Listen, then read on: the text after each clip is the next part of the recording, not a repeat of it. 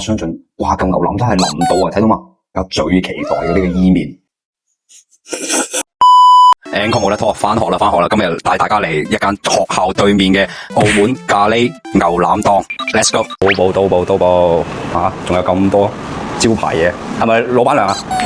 招牌嘢，我呢啲全部應該係啲學生仔寫喺埲牆上邊嘅。開餐，就係燈沙腩嘅咖喱伊麵啊！你睇啲伊麵真係索晒啲湯汁咯，同埋燈沙腩，我冇辦法相信，哇！嚿牛腩真係腍到啊，睇到嘛？到超級軟爛，照舊啊！第一啖俾你哋食先啦。佢入咗口好似冇咗咁，溶咗成嚿牛腩。大家最期待嘅呢個伊麵，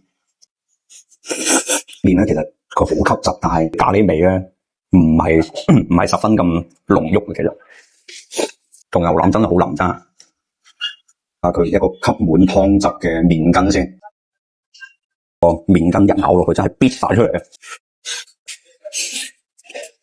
豬扒其實都幾大嚿嘅，佢呢邊啲肉類咧，佢泡完啲咖喱汁之後，每一樣都係好鬆軟。冇㗎，咪打個遮人湯。如果好食嘅仲喺度。我哋兩個喺明顯冇半斤跟住上嘅聲。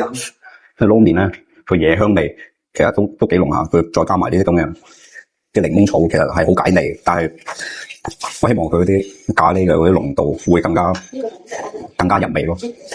咁樣成碗麵會更加香口啲咯。對於我哋啲咁中意啲重口嘅朋友嚟講，